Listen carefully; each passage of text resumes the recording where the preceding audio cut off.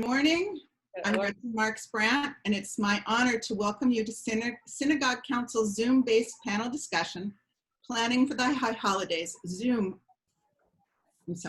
for the High Holidays online edition. If you have not yet done so, kindly mute your device. Recently, a speaker suggested that you should never waste a good crisis. I'm confident that while each of our panelists has had to work very hard to revision the high holiday experience for an online setting, conditions from the pandemic have inspired creative adaptations and amazing innovations. This year is different from all other years. Our program today will feature a moderated discussion in which our panelists will address questions, many of which came from participants in our last Planning for the Holiday session with an interdenominational panel. If there's time following our moderated discussion, our panelists will address your questions too. Please write your questions in the chat. We will close our program at 11 a.m. In a moment, I'll introduce our panelists. They in turn will give you brief overviews of their synagogue communities, and then our discussion will begin. Rabbi Daniel Lieben has made the exploration of prayer as a spiritual practice the cornerstone of his rabbinic work. I'm supposed to be sharing my screen.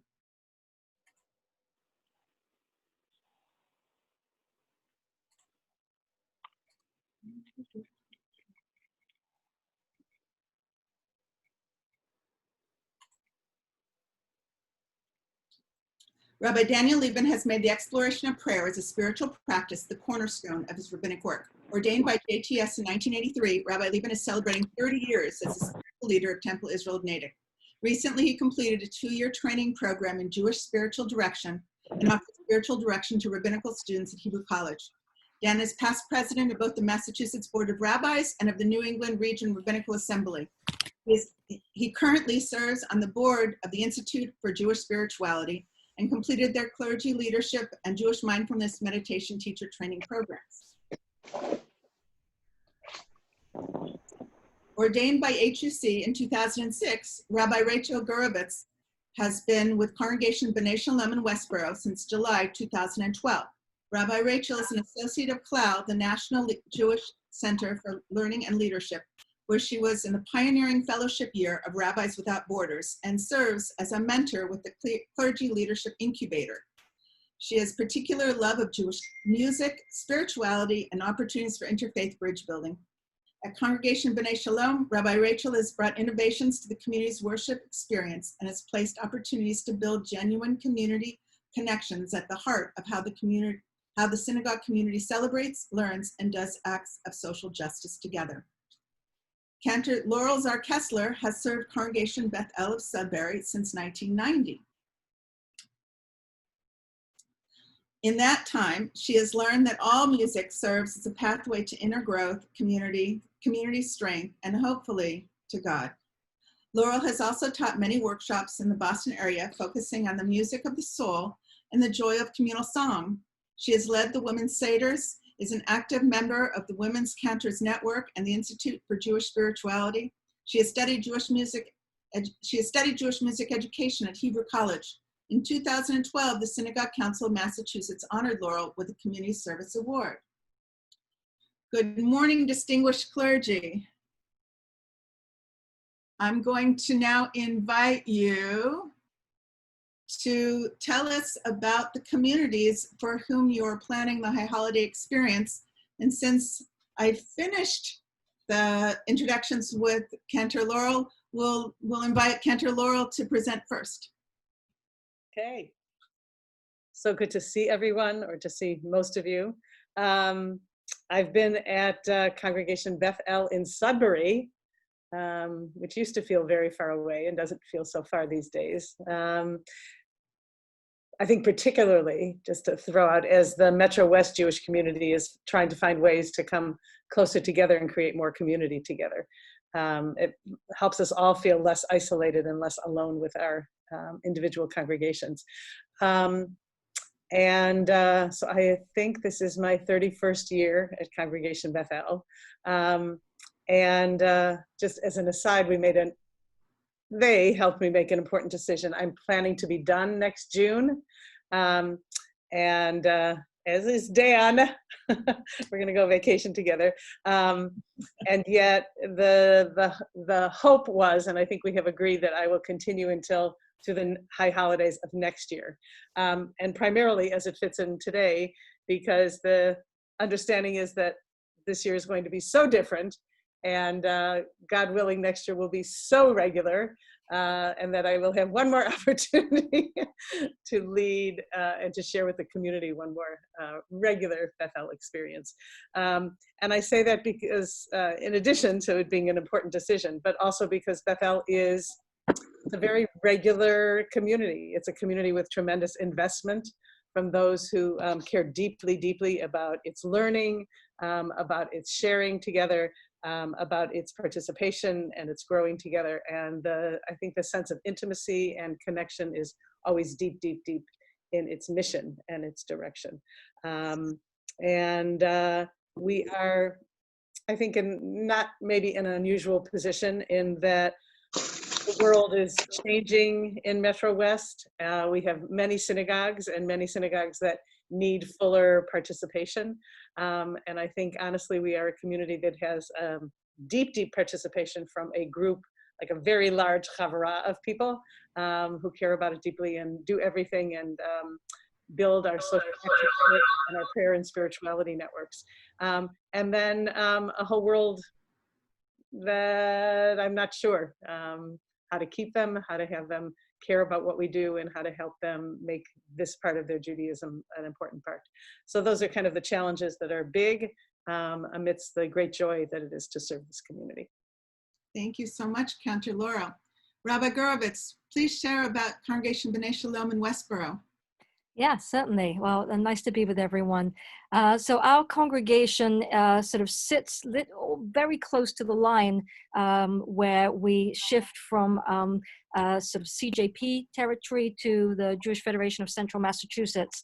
Our congregation is technically in Central Massachusetts, but we have members that come from about 20 or so different little towns, and so quite a broad reach. And one of the things that I think specific to the High Holy Days is that our building was designed intentionally without expandable spaces for High Holy Days. And so with a congregation that these days is close to 450 households and a very broad age range, lots and lots of children, lots of people come out this way to raise their families, but also seniors and a growing senior group of people who have stayed, and also grandparents who have moved into the area to be closer to their kids. So we have this incredibly broad geographical spectrum of people from lots of little different towns. So the work we have to do to try and create community across those networks is considerable, a considerable age range. And then the way that we normally do High Holy Days, because we don't have an expandable space, has allowed us to develop different kinds of services that meet the needs of very different kinds of congregants. We really are a kind of a hub for a lot of different people. So a lot of our founders came from conservative backgrounds, but chose to affiliate with the Reform movement as a way of trying to be as sort of broad an umbrella as possible back in the late 70s. So we have a service every year that is in the more traditional mode. You know, there's no guitar. It's a cappella, and there's a little bit more of a core liturgy that people expect to hear, and more lay leadership.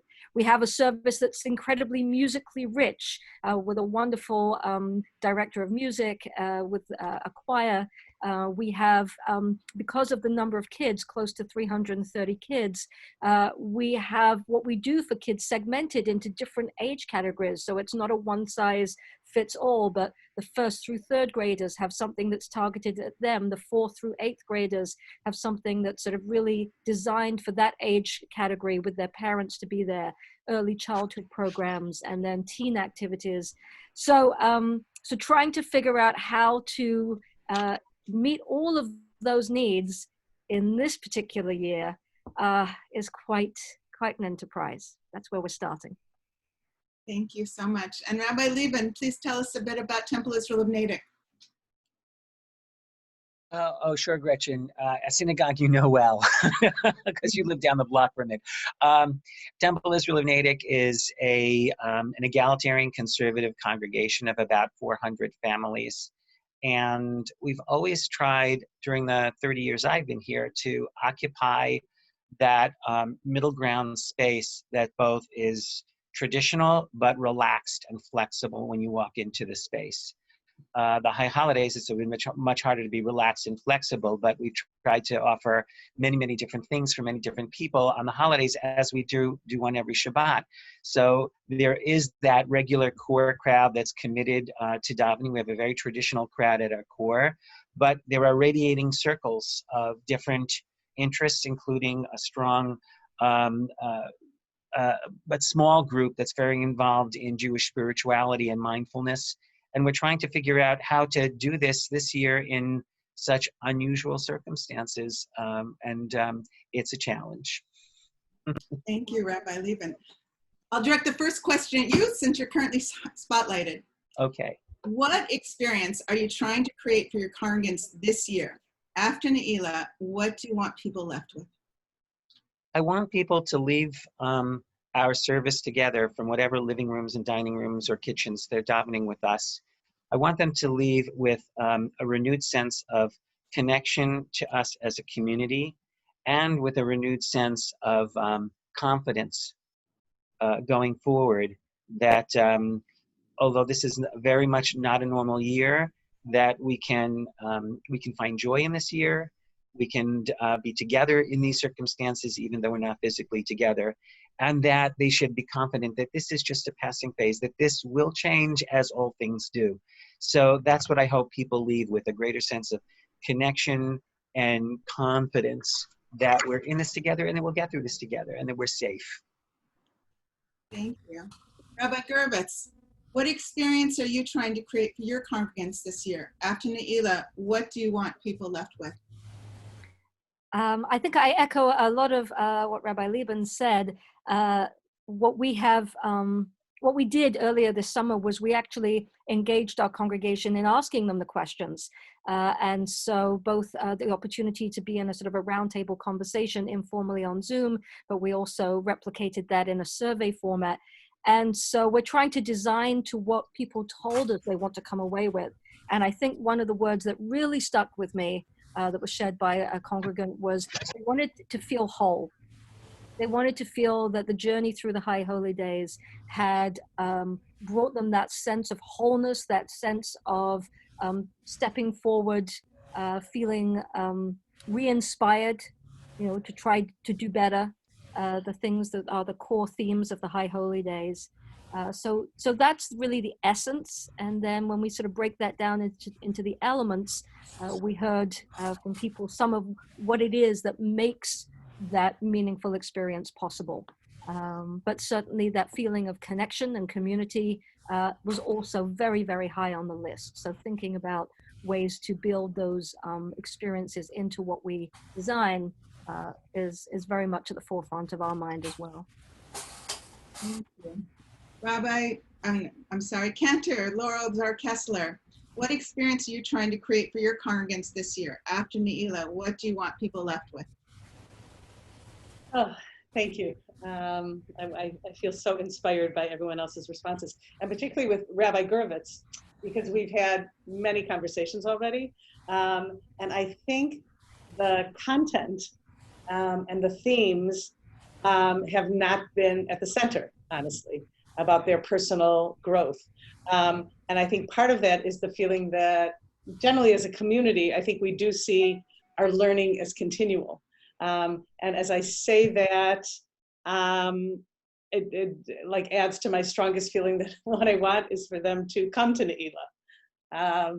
Let alone leaving it, that I want them to see this holiday period as something that they truly engage in, and that they see their community as something vital to their lives and their growth, and that they keep wanting to find ways to stay within it. I feel like that is our mission and our goal for this high holiday period. It feels very, very important. And it becomes very strong because our Ne'ilah is historically one of our strongest and most powerful parts of the entire high holiday period. That people come specifically for that service, that the singing and the connection and the smiling at one another, sharing experience, greeting one another, all those things that seem so impossible this year are the core of building up through this whole high holiday period. So I think of a mission for it. It's to create that experience without being able to do it the same way, to take the mission from that idea and to make it firm and strong for us, and to have them feel like, yes, this is a place where I can continue learning and growing, and I want to be here. Thank you.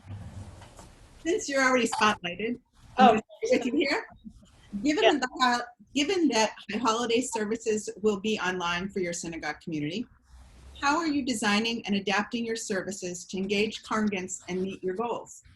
What have been your innovations, unexpected benefits, and challenges in the planning process? Yes, that takes a deep, deep breath. It's been powerful and important for us to realize that when we started in March and continuing into the summer, we had a great Zoom life at Bethel. That our Pesach was wondrous, that Shavuot with the other communities in Metro West was just fantastic, and felt like, oh, we could do this. This can be powerful and meaningful. And then, as I've heard from other people, and definitely for us, we've definitely tapered off in the summer, and we're pretty much back to our regular, wonderful people who come and participate because it's Shabbat, because it's time to learn. And I'm so, so grateful for that. And what we need to somehow make happen is to rebuild through Zoom and through other activities, how to create that sense of connection so powerfully. That's so powerful for people, even for those who only come once or twice a year. I learned a long time ago that to see those people as vital Jews, and that this is what they want and what they need, and to somehow reinforce that and make that stronger for them feels really, really important. So our challenges are to build that sense of community and not to hold to the screen time as the only way that they can connect. And then the hugest challenge is how to create the music of the holidays.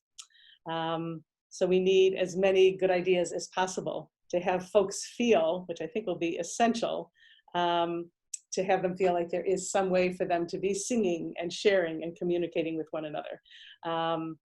There was one idea I saw from the URJ that said you should list the 10 most important songs that need to be sung during the high holidays. And I totally agree with that. And the question is, how do we create that when we can't be together? So just briefly, yeah, I think I can put this here. It comes into a few different questions. But maybe 2 months ago, Rabbi Dan Lieben, you might have heard of him, gave me a great idea called a Rosh Hashanah retreat. And that has become our, and maybe he'll talk about it as well, that has become our underpinning for all that we're going to do. So very, very briefly, one idea is to have, during the day at least, to have a shachrit of about an hour, and then to have people take a break and give them guided walks to take, meditation time, reflection time on their own, to come back then after about an hour and do Torah study and Torah service, then to plan a big lunchtime with groups getting together and breakout rooms, any ways that people can feel like they are celebrating together in that early afternoon time, and then coming back for the equivalent of the Musaf experience in terms of those 3 crucial areas, and lots of personal prayers that we can fit into those sections, and then finishing with a shofar experience. So we've had great ideas for shofar. We have only begun the possibility of meeting in Haskell Field, which is a huge field in Sudbury Center, and inviting people either to drive up or to take blankets and to create a space by which we can do shofar and conclusion to the first day together. So those are just some pieces. That idea of somehow getting people together in whatever form we can feels really crucial. Thank you. Since you mentioned Rabbi Lieben in your sharing, I'll turn it over to Rabbi Lieben now. Thank you, Gretchen. So to try to focus this on the high holidays, Laurel articulated very well the idea that I've been operating with for a long time now, particularly in regard to first day of Rosh Hashanah and Yom Kippur, and that is that since one of the benefits or one of the opportunities of this awful situation we're in is that since we're going to be in one physical space, we're not confined anymore to that physical space. I no longer have to create a service where I'm feeling rushed to get Musaf and the sermon in by 12:45 because people are hungry and they need to eat, and they have to go home to do that because you're eating 10 away from where we're davening. So there doesn't have to be a bifurcation, a strict thinking of what we do during the day in those terms. So I've been thinking of this more as a day-long retreat, a day-long of how can we help people create a whole day that feels really kadosh. And so similar to what Laurel was saying, also responding to the fact that you can't sit at a screen for more than 45 minutes without getting really antsy, dividing things up into sections. And that also gives me the opportunity to, for the first time, create a day where people don't have to make a choice between, for example, going to the Torah service or going to the children's service with their children, because they can just be at different times of the day. And people can just come in and out during the day for the things that are working for them, that they really are, that are going to make the day for them.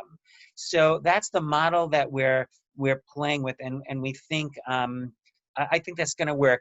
Not everybody agrees with me. So on the second day of Rosh Hashanah, we're going to have a more traditional format where all of the davening will be connected, but shorter than it would be in a normal year. So instead of like a 3.5 service, it's going to be a 2.5 hour service, but it'll be a more traditional model. The other thing that we're doing is that because we don't have to be confined to space in this environment, we can bring in people and resources from outside of the congregation. So, for example, during the month of Elul, we'll be engaging with IJS, Institute for Jewish Spirituality, and their Elul project, and bringing that in coordination with activities that we'll be doing and helping people to do for their own spiritual growth during the weeks of Elul, but using IJS's weekly framework so that people who want to plug into what they're offering, which is a weekly teaching, a daily meditation and offering, a 2 or 3 times a week yoga. We can then, as a small Natick group in our own synagogue, do a weekly processing group where we're reflecting together on our Elul journey, but using other people's resources as well. Or on Rosh Hashanah, instead of Ken Richmond and I doing all of the heavy lifting for the family service on the first day of Rosh Hashanah, because we don't want to, we want to mix things up. So we're working with Josh Warshawski and Rick Recht and their group to create content that we can use for different times over Rosh Hashanah and Yom Kippur regarding family services or intergenerational singing services as an alternative to our main service, and youth services and children's programs, in addition to the children's programs that we'll be doing. So it'll be a combination of live and imported content, and we hope that will help keep people more engaged. I see someone just said something about Friday night post services. One of the things that we also see is that people have been talking a lot about how do we bring the high holidays into people's homes. And I've been seeing all over online ideas concerning Rosh Hashanah Seders, which is a tradition specifically in the Mizrahi community to have a Seder of things that built around different foods. So we're thinking of sending home gift bags to every member of the congregation to bring a little bit of us to them. That might include a Rosh Hashanah Seder, and it might include 2 or 3 things that they'll need for that Seder, so that it'll give them the impetus to fill it out and actually do it. And it occurred to me that this could be really useful because, as Laurel said, Pesach, which could have been a disaster, turned out to be really powerful for people. And so if people are going to actually be in their homes together, and in their homes together is the only place where they're actually going to be together, except rather than in the synagogue, then I think the Rosh Hashanah Seder idea has some traction. The other thing, of course, is we're all trying to do is to figure out how to find some experiences outside of the services to bring people together in larger groups. And similar to what Laurel was describing, we're thinking of a combined, on the second day of Rosh Hashanah, tashlich and shofar blowing service that would be done in multiple locations in different areas where people live. People had to drive there, most likely to get there, but different ones around town in different towns where our people live. And we're also talking to our USY director to empower our USYers to help, quote unquote, create a ceremony, a Tashlit ceremony with some guidance, and to be some of the chauffeur blowers for those experiences. So there's a tremendous amount of work to do, but that's the kind of thing we're talking about. I'll throw out one other thing that people are doing that I think is really a good idea is we have a volunteer already who's working with a program called VidHug, so that we'll be able to create a virtual congregational greeting and to get as many video greetings from the congregation, put that in together into one piece, which we could use before the holidays to rev it up. We could use it during the holidays, during downtimes on the screen, etc., things like that. Or we're looking for other volunteers to work on a Yizkor project in which we invite everybody in the congregation who's thinking of a particular person on Yizkor to send us a photo and a name. So instead of a written Yizkor booklet, we can have a visual Yizkor booklet where people can see, people they can see, oh, that's grandma, or that's dad, and recognize by the names the dear ones of their friends in the congregation. So, and Kendra Ken is working on, the kind of musical thing we've already seen all over online, where we'll get a crew of people to sing individually to something, that they can sing with, and then layer them so that we could have one of the PU team that's really spirited that people like on Rosh Hashanah, so people could at least see that on their screen and for at least a few minutes not feel like they're singing alone with one voice, but singing with many voices of people who they recognize from the congregation. So these are all things that need to be done in advance, and we've just begun to work on them. And I'll throw this out too. Maayan's husband, Rick Sand's company, we're hiring their company to help us put some of these things together so that we'll be able to work in as a sophisticated way as we can. We're not a congregation that's done live streaming up until now, but we've been doing Zoom very successfully every Shabbat with 70 to 90 people getting on and being with us.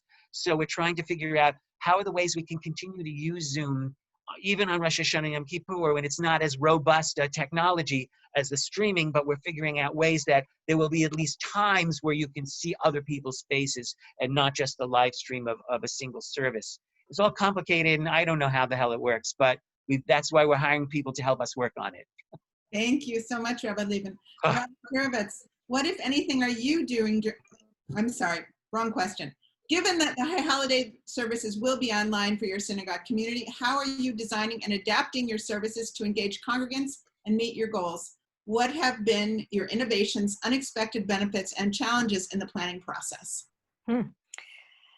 I'll try and cover a little bit of different ground to what's already been said as best I can. Just to emphasize one thing, yes, our services are all going to be designed to try and be about an hour to an hour 15 on our core morning services. One of the ways we're doing that is, really getting to the essence. One of the things that was provided in the Reform movement early on in the process of starting to think in May was a webinar with Rabbi Larry Hoffman. And he highlighted something that has really been helpful, which was, to think about what are the exclamation points, was the way he phrased it, of the High Holy Days. What are the core things that sort of and then to design around that. And certainly that's easier for those of us who are part of communities who do not feel an obligation to a certain kind of matbea tefillah, an order of the service. But even in those sort of traditional modes, there are earlier parts of the services which once upon a time were done privately in the home and were not part of the communal experience. So even more traditional rabbis can kind of differentiate and break that up. So for me, my sort of overarching theme really for both Rosh Hashanah and Yom Kippur is loosely connected to the structure of the Great Aleinu.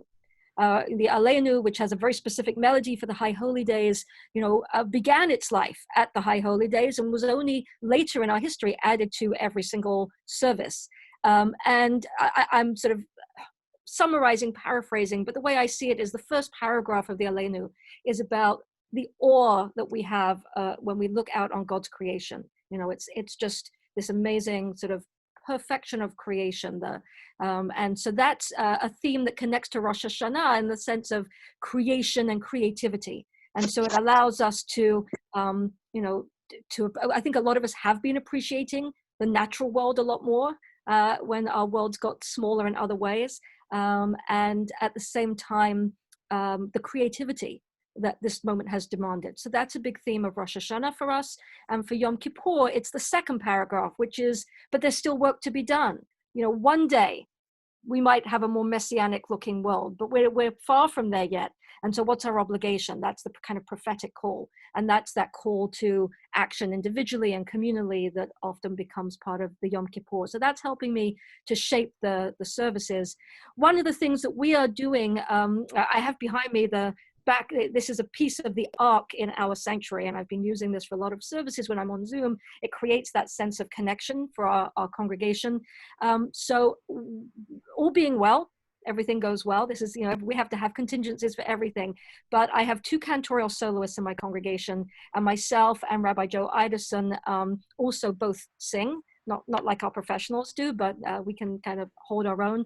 So we will be planning to quarantine in the week leading up to Rosh Hashanah so that the 4 of us can be together safely in the sanctuary.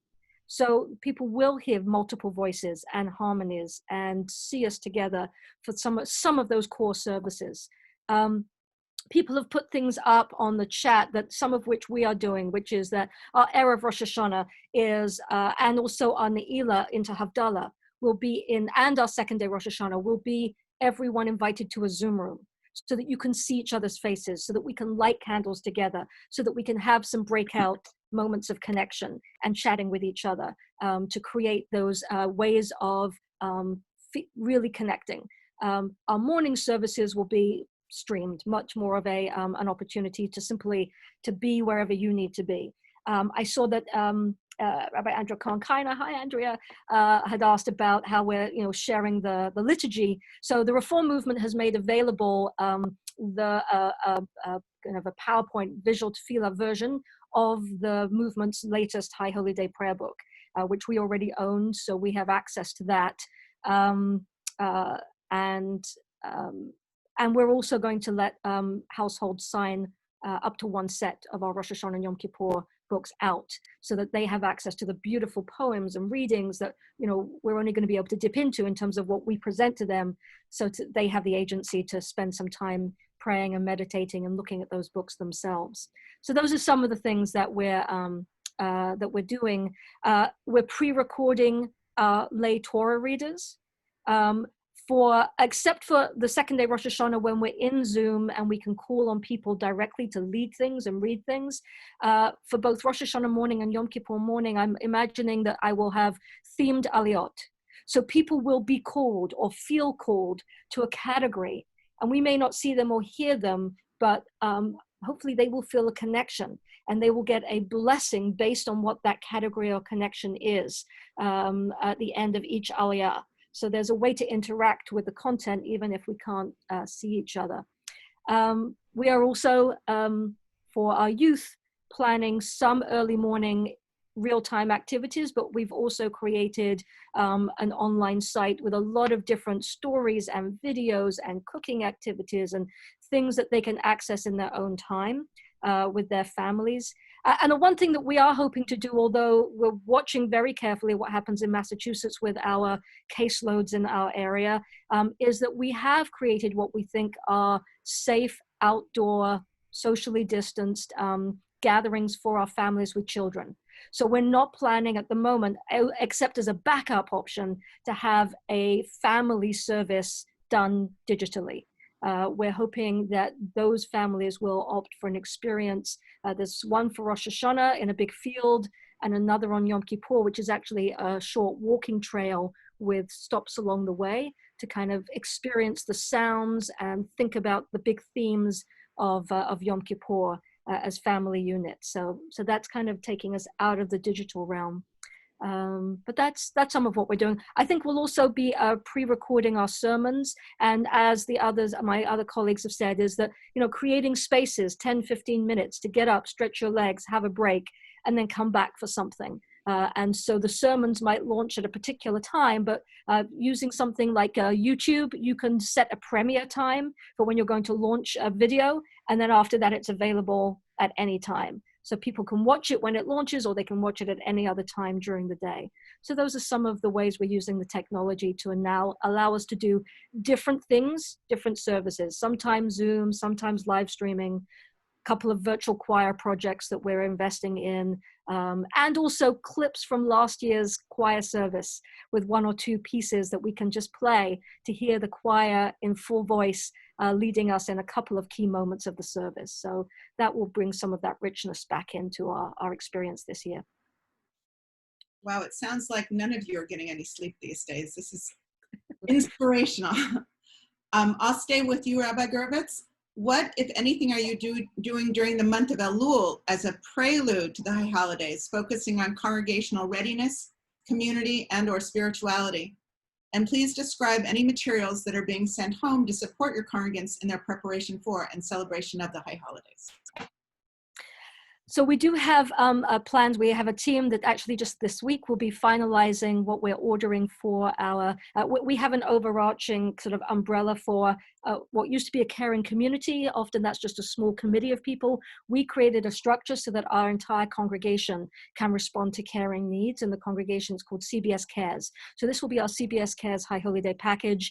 The items are going to be coming to the temple, grouped. The bags will have things like apples and honey, a yahrzeit candle. We are actually printing our Yizkor booklet. I heard the idea of doing things digitally this year.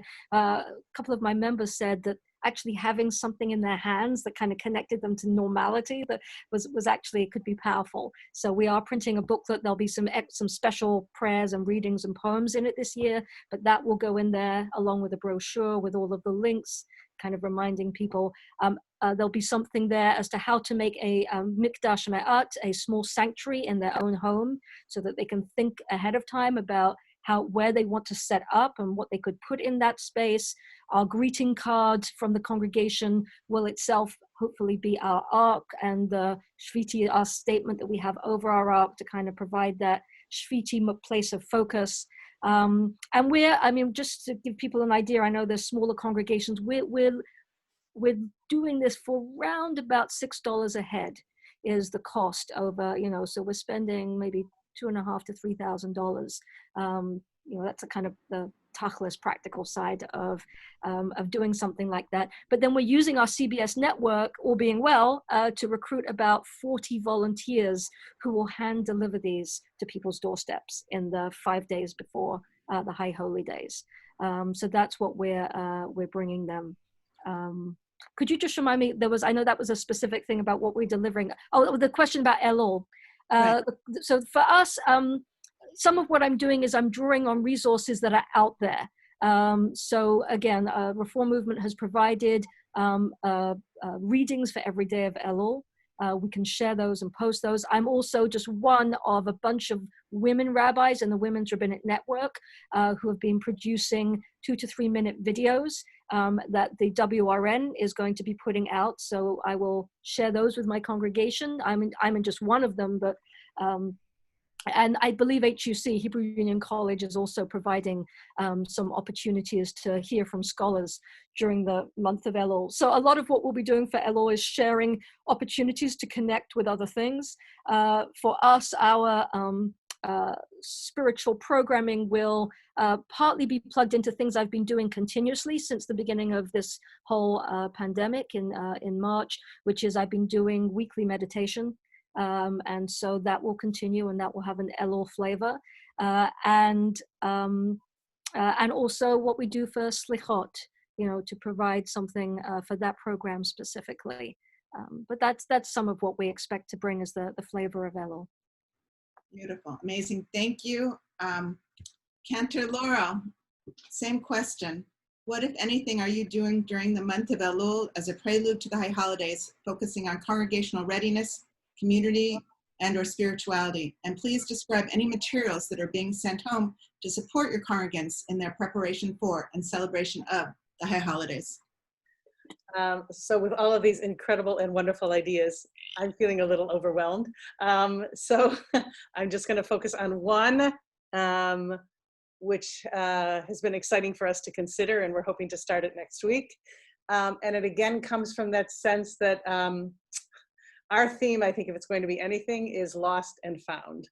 That we have lost a lot in the last 6 months. And we want to help people think on their own and with a community about what can be found individually and communally. So the idea is, and we'll see if people actually sign up for it, is to have to sign up starting next week all the way until Rosh Hashanah, that the rabbi and I will have particular times during the week, maybe 5 or 6 times each of us, for a half-hour meet and greet with any congregant who wants to come. And so what that will include is out in the garden, with partners. So you would choose your clergy, I guess, that you want to meet with, set up your time. You'll come and sit with them for 15 minutes just to reconnect. I feel like the majority of our congregation I haven't seen in 6 months. And my hope is, and my prayer is, that people will take the opportunity and say, yes, before a new year begins, I want to come back inside. So it would be 15 minutes of talking to either the rabbi or the cantor, and then 15 minutes for yourself in the sanctuary, because literally no one has been in our sanctuary except the rabbi and myself, and our administrator. So you would have 15 minutes in the sanctuary just to sit, to wander around if you wish. It's a very important place to people. So we want to reignite that connection. To sit with the Torah, we would open the Ark and give people time to sit with the Torah themselves. And then the 2 other pieces before one leaves, if you wish, is to write a blessing. We'll have a blessing book, and you would write a greeting and a blessing for others in the community that we would then share with everyone.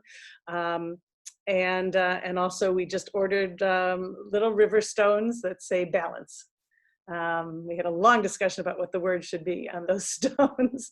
So everyone will take a stone, write in the blessing book, and have kind of that personal reconnection that we hope will bring them back in. We always have lots of study. We always have lots of teaching opportunities. We will use outside resources and hopefully have even a scholar or 2 who will come in during that month. And this was our way of feeling that in order for us to be able to begin, in order to bring the community together in some way, we wanted to give them an opportunity before the holidays to say hello and to bring themselves inside the community. So I'm hoping that that will work. And just briefly, the other suggestion that was just given to us this week, which I think is lovely, is to give everyone a flag, one of those triangular flags to take home and to decorate, and then to get back to Bethel, and that we would create a welcoming of Rosh Hashanah gallery of blessings and flags around the building.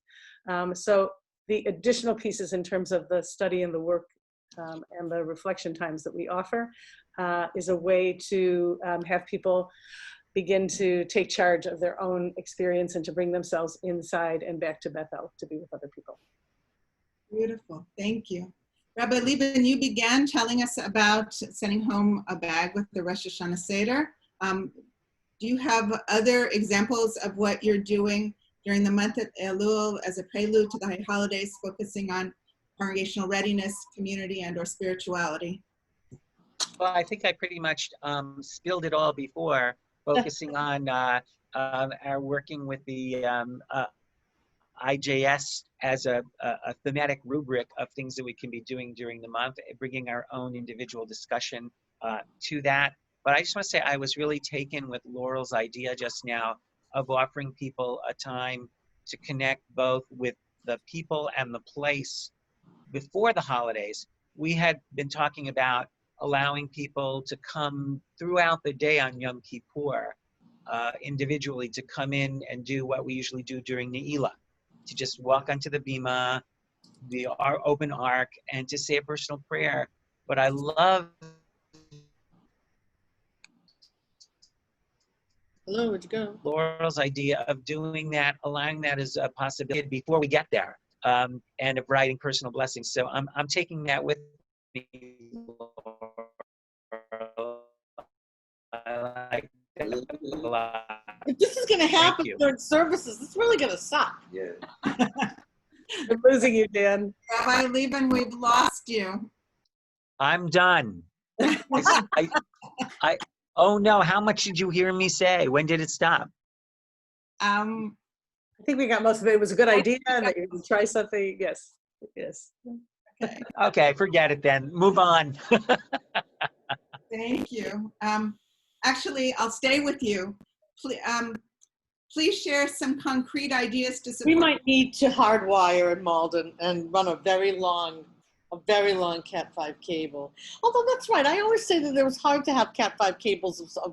They say not to have really long cables. It degrades the signal. But I was just remembering.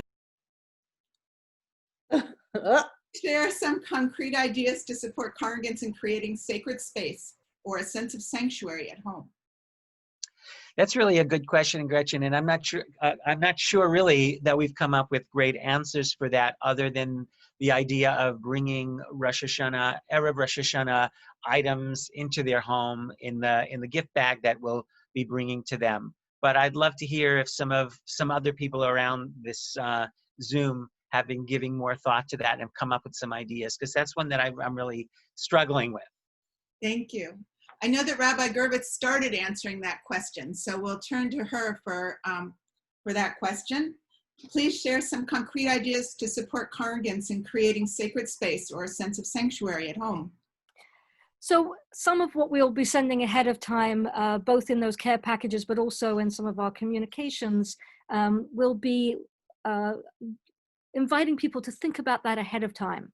Right? That, if you normally sit, and you're on a computer in a workspace, maybe if you have, not everyone has the capacity to do this, but to the extent that people can, they might want to relocate to a different space. They might, if they are able, want to plug their computer into a larger screen TV.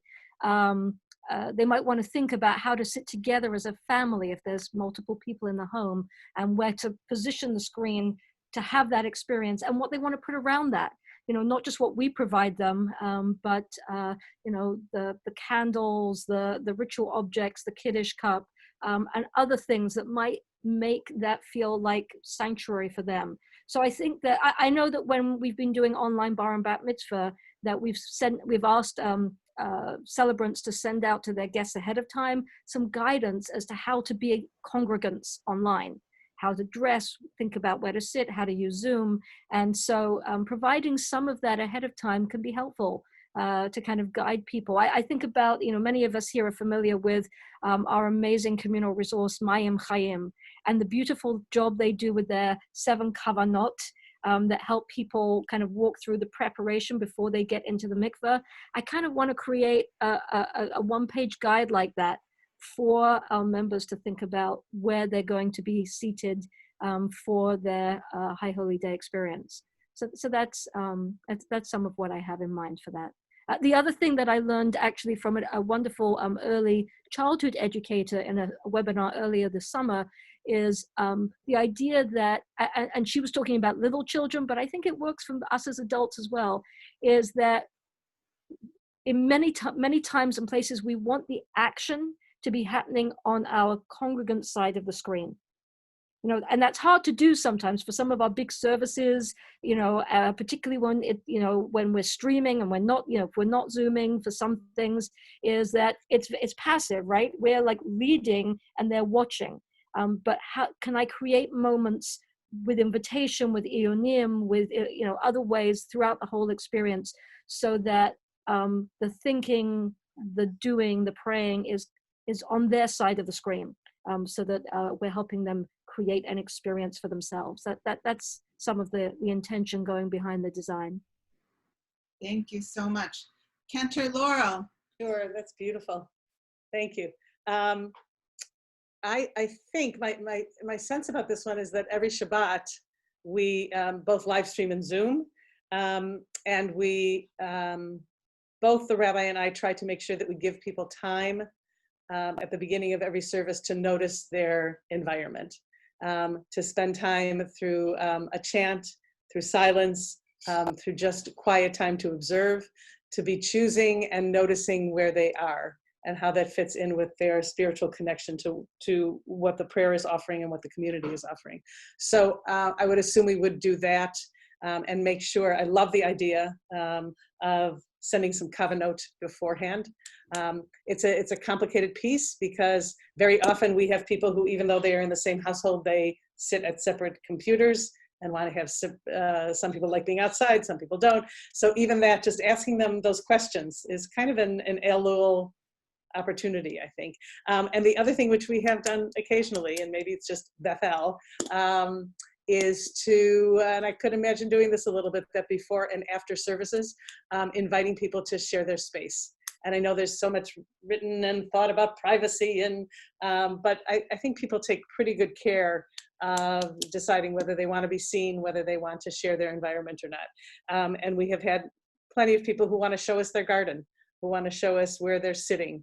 And I think I would encourage that and allow opportunities for people to bring themselves, just as Rabbi Gervitz said, to bring themselves into the conversation and into the prayer by sharing where they are and feeling a part of it.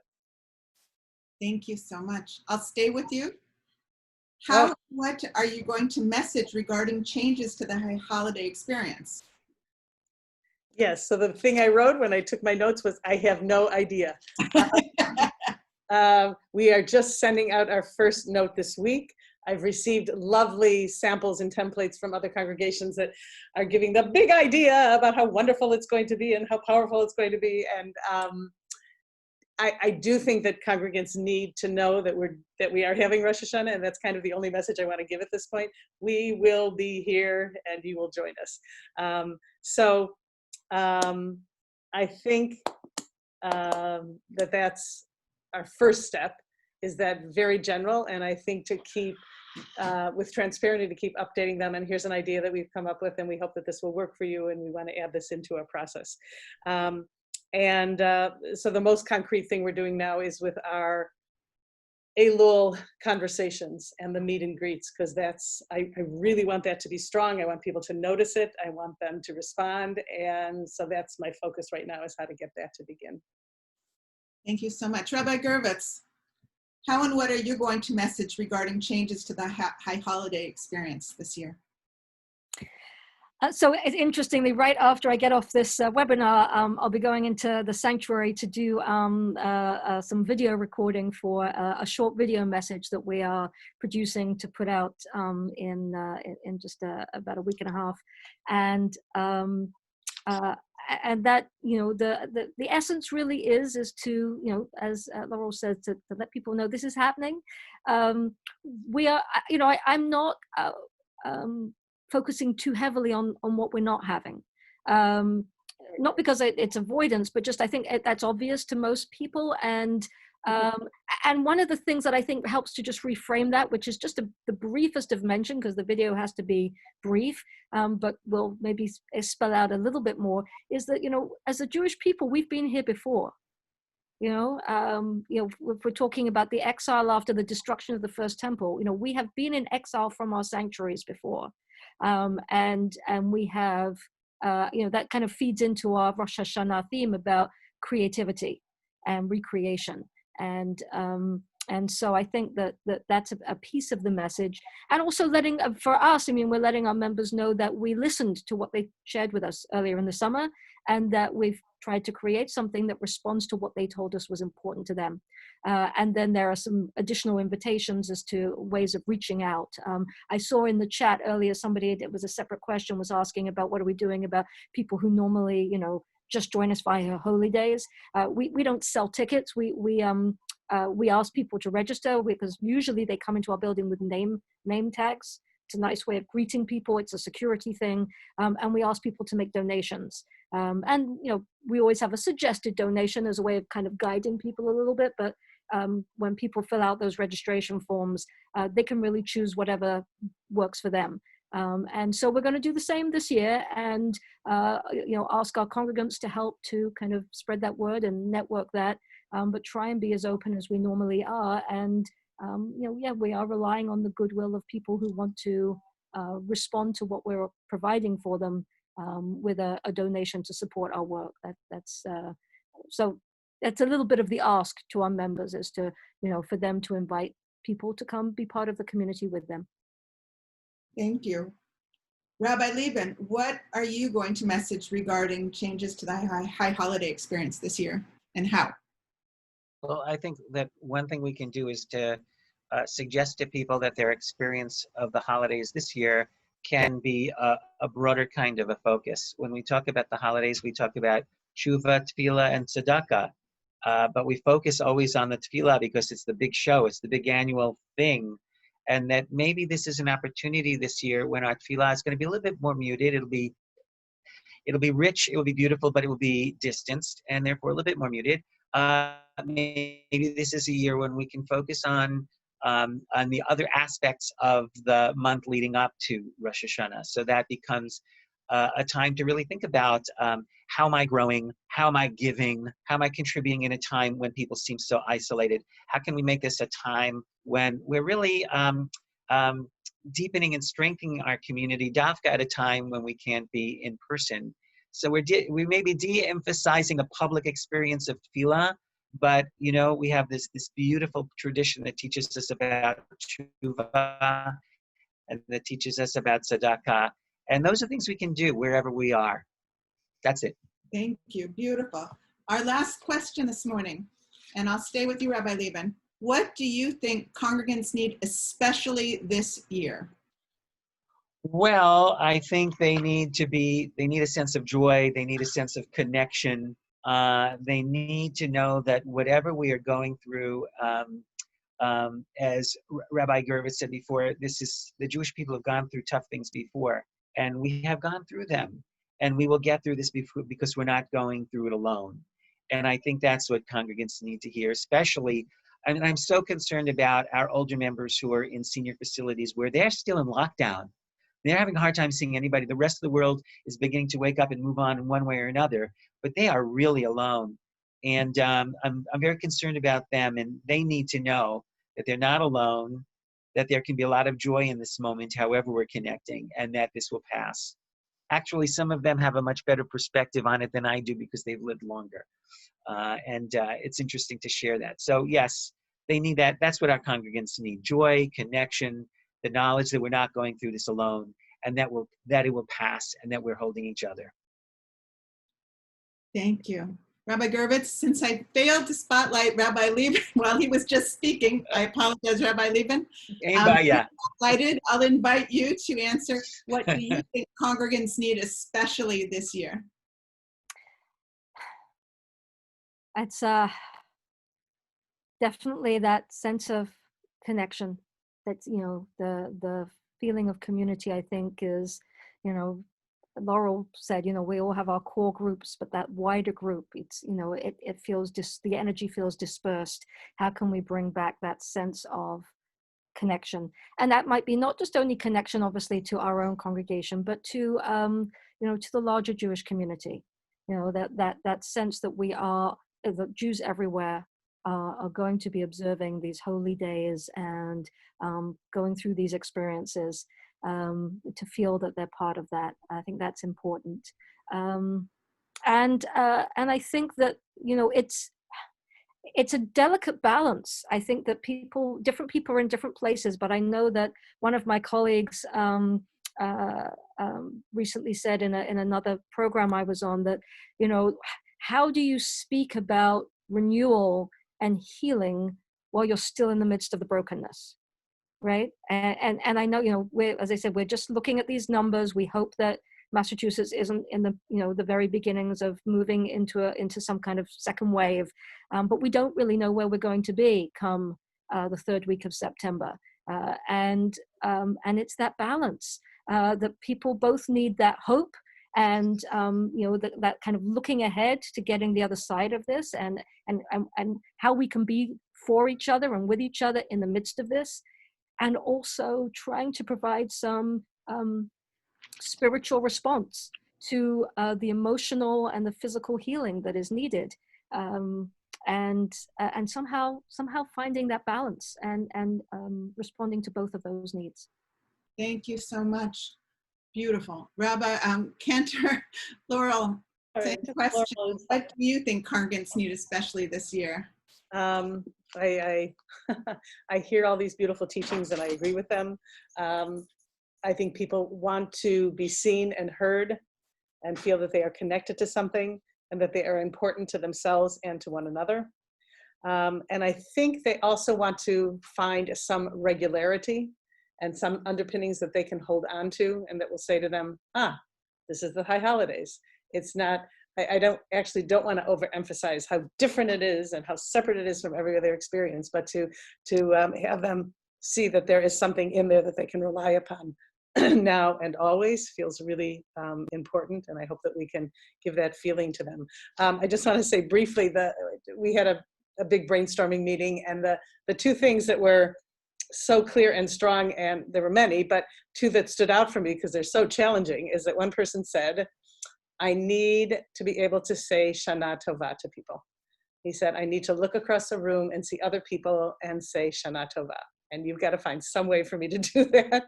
And the other was, more than one person said they needed to be able to, this is their wish, is what they love is standing in line with lots of other people and handing in their ticket.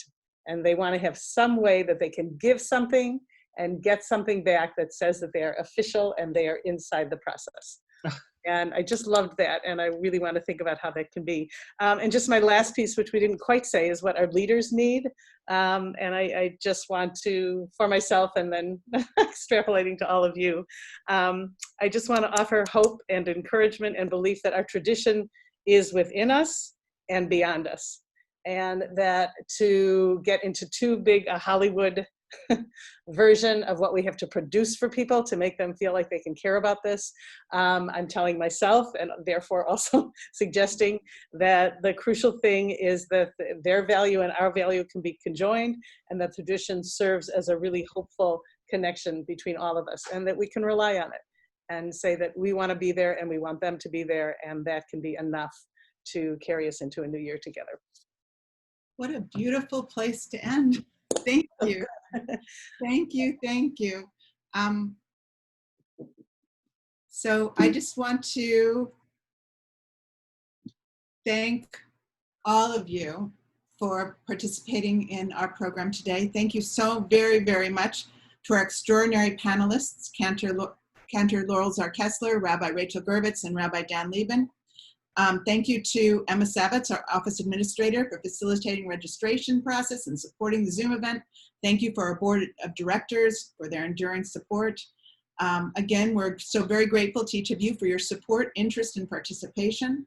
Please look for our program evaluation coming to your email box soon. We're very interested in your feedback, and we hope that you, your loved ones, and your community members are and remain healthy. Best wishes for a good, sweet, and healthy New Year. Shana Tova Umetuka. Shana Tova. Shana Tova. Shana Tova. Mituka. Thank you for organizing this, Gretchen. Thank you for participating. This was so illuminating, so inspiring. I feel like I'm prepared for the holidays now. Thank you very much. It was delightful sharing this with Laurel and Daniel, and getting wonderful ideas from you, and also from so many in the comments as well. I was picking up the chat. Thank you. So helpful.